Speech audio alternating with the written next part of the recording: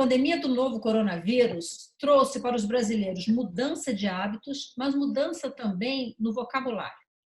Isolamento vertical e isolamento horizontal são expressões frequentemente usadas por profissionais de saúde, autoridades públicas e também pelos cidadãos, que precisam saber se devem ou não ficar em casa.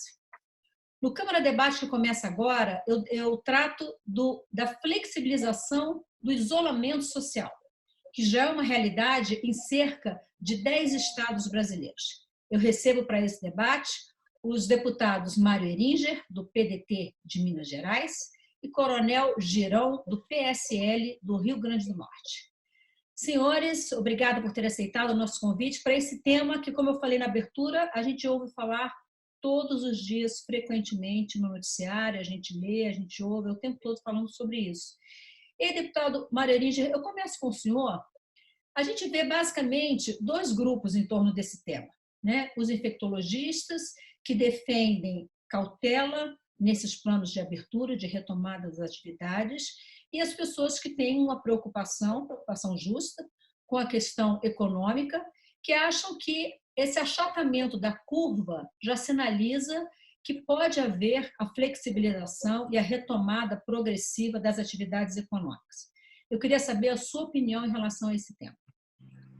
Bem, Maristela, é um prazer estar aqui com você e com a presença do debatedor General Girão. Prazer estar aqui também. Eu acho que essa coisa não pode ter essa dicotomia, não pode ser essa separação. Eu, particularmente, como sou médico, eu estou do lado dos infectologistas. Mas eu também, como sou político, eu também tenho que considerar as relações diferentes que tem dentro desse processo. O que acontece hoje, e eu posso dizer com toda tranquilidade, é que nós não estamos tendo, nesse momento, achatamento de curva ainda, porque nós nem subimos a serra ainda, nós vamos subir a serra ainda, nós vamos ter ainda que fazer um sofrimento para que nós possamos saber que nível que nós estamos e onde estamos.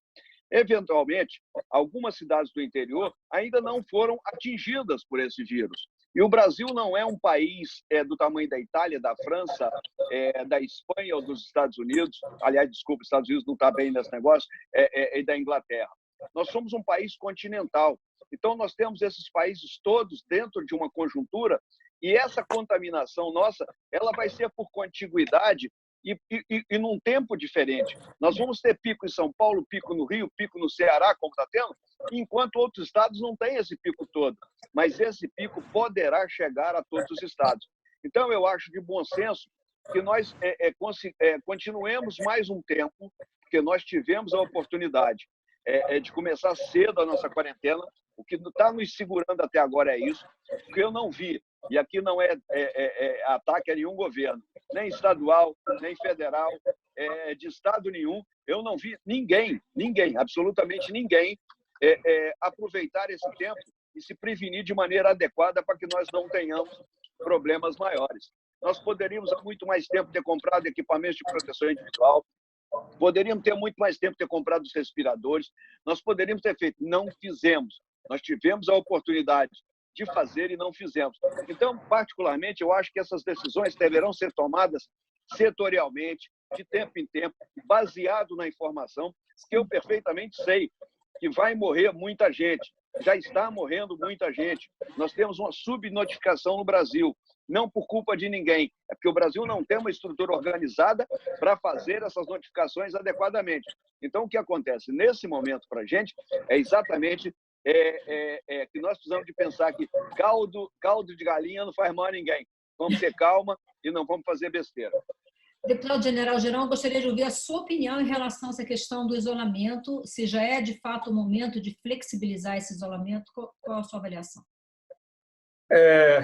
Uma boa tarde a todos aí, prazer, Maristela, doutor Mário, também nosso deputado aí de Minas Gerais. Eu estou com vontade de tomar um cafezinho com pão de queijo aqui antes de responder a pergunta, mas vamos aqui ao questionamento. Primeira coisa que eu acho é o seguinte: a gente aprende muito quando você abre discussões sempre sadias para buscar respostas àquilo que a gente está enfrentando.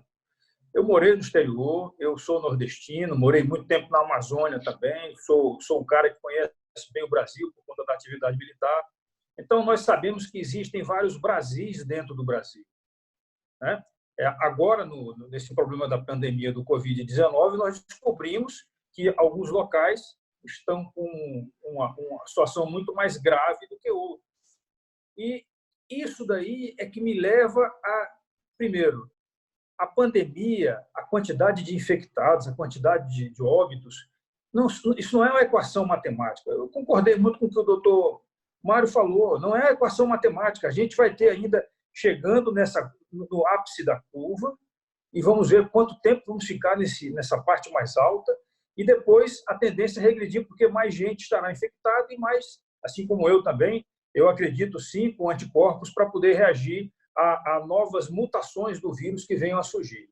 Agora, não dá, eu peço desculpas aí se eu estou discordando de alguém, sempre é bom a gente discordar. Não, mas, a natureza do parlamento essa. Pois eu acho que é exatamente na soma dos contrários que a gente chega a uma solução melhor para o todo, né? Então, nós não podemos parar totalmente o Brasil. Antes de ontem, melhor, quinta-feira passada, eu estive aqui no Palácio Planalto, tem lá um centro integrado de operações de enfrentamento ao Covid-19. Uma situação bem montada, coordenada pelo ministro-chefe da Casa Civil, com todos os órgãos federais, todas as estruturas do governo estão presentes lá, inclusive a estrutura de inteligência, e eles estão levantando esses dados. O que foi apresentado para nós no final da tarde de quinta-feira, e que são números agora de ontem, 1.470, mais ou menos, municípios do Brasil, dos 5.570, que estão com casos de notificações do Covid-19. O total de óbitos, veja bem, eu sou militar por raiz, vou morrer militar, se Deus quiser, se Deus assim me permitir. Eu sempre procurei salvar as vidas dos meus subordinados, preservar as vidas deles. Nós corremos muito risco em várias missões, mas não tive nenhuma morte nas minhas mãos por conta de uma atitude, uma ordem que eu tenha dado, tá certo? Então, eu valorizo uma vida que seja possível, eu valorizo. Então, eu não quero supervalorizar de maneira nenhuma, nem menosprezar a possibilidade de salvar vidas, mas nós precisamos fazer com que, por exemplo, os empregos sejam mantidos, com que a depressão, que é um fenômeno natural de quem está em isolamento, possa ser diminuída, que o ensinamento, que o conhecimento possa ser chegado também. Então, eu sou assim, a favor de que continue havendo isolamento, mas que esse isolamento seja específico e seja tratado de maneira técnica e científica. Deputado Mareringe, o senhor começou, na sua primeira fala, o senhor falou da grande variedade que existe num território continental como é o nosso. Mas quando a gente observa os critérios utilizados por esses estados que estão flexibilizando o isolamento, a gente observa, tem estados que liberam lojas de móveis eletrodomésticos, outros liberam óticas e salões de beleza, concessionários de veículos, armarinhos e academias. Especificamente academia, já há quem diga que a academia é um local que não deve ser liberado tão cedo, porque a capacidade de transmissão dentro de uma academia de ginástica, onde todo mundo pega nos aparelhos e respira e transpira muito, é muito elevada. Essa multiplicidade de critérios, por si só, já não é um fator de insegurança? Bem, Maristela, eu não queria entrar dentro desse assunto dessa maneira, mas me perdoe os ouvintes, o meu companheiro, meu colega de parlamento, General Girão, mas o que está faltando aí, General Girão sabe disso, que foi uma pessoa que a vida inteira passou treinando para comandar. Quero aqui deixar um abraço para ele, porque teve um amigo meu paraquedista que o conheceu quando major e falou, gosto muito dele, ele foi meu comandante e tal. Então, um abraço, Girão. Eu quero, nesse momento, te dizer o seguinte, falta um comando central, falta uma organização que não permita que todos falem do seu jeito. O que aconteceu com o nosso presidente na negativa da existência e da problemática do coronavírus, criou essa posição multifacetada que cada governador meteu o seu bedelho com o seu assistente na área de saúde, todos eles, na melhor das intenções, não estou aqui querendo sacanear, desculpa o termo, mas eu não estou querendo aqui maltratar nenhum deles, mas cada um fez do seu jeito. E isso para a sociedade é muito ruim, porque quando as pessoas escutam essas informações na televisão e no rádio, elas escutam de maneira diversa, elas escutam falando do Amazonas, que a situação do Amazonas não serve hoje de maneira nenhuma como exemplo para Minas Gerais, que é o meu estado, que está muito menor a problemática. Mas se deixar Minas Gerais de qualquer maneira, daqui a pouco nós podemos virar. Então, a gente precisava de um comando central, nós precisamos de um comando de inteligência, um comando que fizesse uma análise global, que assistisse de uma maneira como se estivesse num drone de cima, vendo todo o cenário, exatamente para comandar. É assim que o general Ulisses fazia na antiguidade. Enquanto o Leônidas ia lá para frente da batalha dar suas pancadas e suas espadadas, o Ulisses pensava, nós precisamos de um Ulisses nesse comando, nós precisamos de um general de comando. E, infelizmente, digo, porque convivi com o deputado Bolsonaro na Câmara, nunca tive problema nenhum com ele, infelizmente, o presidente não está botando essa condição de maneira que ele possa garantir essa certeza para o povo brasileiro que tem um comando central. Deputado General-Geral, quando a gente fala de comando central, e o senhor que é militar e também mostra orgulho disso, a gente fala sempre em diagnóstico e análise de cenário, identificar efetivamente o que está acontecendo. E esse foi exatamente o discurso do ministro Nelson Taixe, quando ele entrou, quando ele assumiu, ele disse que o Brasil precisaria fazer teste em massa para ter realmente consciência do cenário que se encontra, para a partir daí montar uma estratégia de afrouxamento, de flexibilização ou não do isolamento. A gente observou recentemente que o Distrito Federal começou a fazer isso com um grupo específico de pacientes que já estavam doentes, já mostravam sinais de gripe há alguns dias, esse grupo vem sendo testado. E o que se observa é que existe um número maior, bem maior do que se sabia, de pacientes com coronavírus. Mas a gente sabe que essa realidade de testagem em massa está longe de ser o restante do Brasil. O que precisa ser feito efetivamente para ter esse cenário, esse diagnóstico, e a partir daí ser definida a estratégia correta? Ok, muito obrigado, Maristela. Eu queria começar mostrando isso daqui. Ó. Esse é o símbolo do curso de mestre de salto da Brigada Paraquedista, o deputado Bering, que pode depois falar aí com um colega dele aí, que me conhece também, que eu transmito um abraço também de volta. Mas deixa eu primeiro fazer um ponto aqui. A nossa Constituição Federal, apesar de sermos uma federação, ela, na própria leitura da Constituição, ela deixou margem a que haja uma autonomia muito grande em diversas áreas do processo decisório para os governadores e prefeitos. Eu sugeri ao presidente Bolsonaro que tem um instrumento na Constituição, que é o Conselho da República, que deve ser, sim, nomeado, deve ser, sim, reunido para discutir problemas que envolvam, sim, a estrutura do poder, a estrutura decisória do poder. Acredito que ele deve estar pensando na convocação do Conselho da República. Mas deixa eu fazer um outro contraponto. Eu estive no Centro Integrado de Operações de Segurança em enfrentamento ao Covid-19. Lá existe, sim, esse comandamento. Não por uma cabeça única. Lá todos os ministérios estão atuando de forma conjunta, tá certo? Então, as informações que estão chegando lá, tanto na parte de inteligência quanto nas informações técnicas, até mesmo informações científicas que possam estar chegando à Anvisa, a Anvisa também está recebendo, o Conselho Federal de Medicina também. Então, isso é importante. É o Brasil agir como um todo para buscar soluções para o todo do país, tá certo? Agora, vamos à pergunta especificamente. Os testes começaram a chegar. A logística desses equipamentos, desses materiais chegarem no Brasil, ela não está fácil, porque grande parte dos países que produziam ou por onde tem que passar os aviões que vão buscar esses equipamentos, esses testes, esses países estão com o espaço aéreo fechado. Então, a logística de liberação de um avião que vai sair da China ou da Coreia do Sul ou da Índia, trazendo testes para o Brasil, é uma coisa incrível, tá certo? Então, a logística não está fácil. Todo mundo realmente foi pego de surpresa, mas eu acho que a surpresa maior foi na área científica brasileira. Nós deixamos muito tempo para trás em relação a priorizarmos a busca de soluções na ciência brasileira e talvez também na área da saúde. Nós já tivemos recentemente, e ainda convivemos com a neutralização, de uma crise sem tamanho na segurança pública. Agora a crise é na saúde.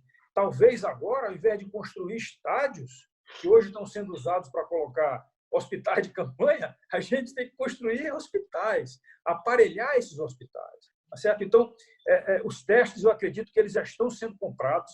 Eu não tenho aqui os valores não, da quantidade de testes que estão sendo comprados, mas essa aplicação dos testes em massa é sim uma estratégia do ministro Nelson Tate, e eu acho que vai ser aplicada em breve aqui em todas as regiões do Brasil. Deputado Marerige, eu tenho 2 minutinhos só de programa, então eu queria dividir isso 1 minuto para cada um. O deputado General Geral chamou a atenção para um ponto que foi chamado a atenção também no Reino Unido. O primeiro-ministro, quando saiu do hospital, ele ressaltou muito o trabalho das pessoas que o atenderam no hospital, a importância disso. Só acho que esse momento vai ser importante para as pessoas darem efetivamente valor e atenção para o SUS, que foi uma grande coisa colocada pelos constituintes do Brasil e que é o maior sistema público de saúde do planeta. Do mundo. Maristela, obrigado pela oportunidade que você me deu, me fazendo essa pergunta, porque eu estava aqui pensando que o meu encerramento teria que ser dentro desse contexto. Nós temos o melhor sistema público de saúde do mundo, que faltam recursos e nunca foi levado a sério por governo nenhum, porque saúde só dá voto na época da eleição, mas depois disso todo mundo esquece. Eu sou médico e sempre advoguei e briguei pela saúde do Brasil. Nós temos hoje que reconhecer esses profissionais maravilhosos que estão enfrentando essa pandemia, mas não é só batendo palma e fazendo homenagens. Nós temos que reconhecer de maneira que eles tenham dignidade na vida, que eles tenham dignidade para suas famílias, que eles possam dar dignidade e atendimento digno aos brasileiros que hoje já estão morrendo e ficando nas macas porque não tem nem lugar para ficar e para enterrar. Hoje, e a gente vive uma pandemia, hoje numa reunião chamei de tsunami, porque esse tsunami está lá no topo, ele vai começar a desaguar sobre a gente agora. E quem puder, corra para o alto do morro, evite, se esconda, mas saiba que mesmo com o tsunami vindo, vai ter um monte de gente lá embaixo. Médicos, enfermeiros, técnicos de enfermagem, maqueiros, seguranças, recepcionistas, fisioterapeutas e todos mais. General Girão sabe disso, estou aqui vendo ele assentir com a cabeça, eu tenho certeza que ele pensa exatamente como eu, que nesse momento nós precisamos de rever a nossa maneira de ser e que nós saiamos dessa pandemia com a visão mais empática, com a visão mais do coletivo, com a visão de Brasil. Deputado General Geral, em relação ao SUS, eu queria que o senhor acrescentasse também um pouco de um aspecto que o senhor começou a falar, que é o investimento em pesquisa, em ciência e tecnologia, porque esses profissionais eles precisam de todas essas condições, mas eles precisam também de ter o apoio da pesquisa, de uma pesquisa de qualidade, que se dá, sobretudo, dentro das universidades públicas. Com certeza. Mais uma vez, muito obrigado pelo espaço também. O prazer de conviver aí com o Dr. Mário Berger e dizer o seguinte, vários profissionais, além dos profissionais da área da saúde também, atuam, né, limpeza urbana, o pessoal da segurança pública, da defesa. Não sei se vocês sabem, as Forças Armadas estão com um efetivo muito maior empregado no combate ao Covid do que foi empregado na Segunda Guerra Mundial. Então, realmente, o Brasil abraçou a missão, tá certo? Independente de qualquer outro discurso, é uma realidade e a gente tem que enfrentar isso aí juntos. No tocante à parte da pesquisa, você tem razão, as manchetes estão sendo colocadas também têm razão. O Brasil desconsiderou a busca de respostas científicas para muita coisa. Nós temos setores de excelência, né, na parte de vacinação, mas nos resguardamos, ficamos deitados em berço esplêndido durante um certo tempo e agora talvez o Brasil, o país, vá acordar assim, para que a gente possa ter aqui capacidade de produção de equipamentos de alta tecnologia também, não só na parte de biomedicina, mas também na parte de equipamentos em si, e que a gente possa ter uma resposta como país. A capacidade de mobilização nossa foi testada e, inicialmente, ela não correspondeu. Assim como também não correspondeu nos Estados Unidos da América. Por quê? Porque porque lá eles acharam mais conveniente ficar comprando equipamentos de proteção individual da China, porque lá é muito mais barata a mão de obra. Descobriram que o país tem que ter um mínimo de capacidade de mobilização. Esta é a mensagem final que eu deixo. Nós precisamos, sim, o SUS é um grande programa, é o maior do planeta, sim, e a gente precisa melhorar mais a capacidade do que gira em volta do SUS, né? Aquilo que orbita em torno do sistema de saúde, para que nós não fiquemos mais dependendo de máscaras que venham de outro continente, né? Tão distante do nosso. Senhores, muitíssimo obrigada por terem aceitado o nosso convite para esse debate. Estamos sempre à disposição. No Câmara Debate, que termina agora, eu conversei com os deputados Mário Heringer, do PDT de Minas Gerais, e deputado General Girão, do PSL do Rio Grande do Norte, sobre flexibilização do isolamento social. Eu sou Maristela Santana e a gente se vê em uma próxima edição do Câmara Debate. Até lá!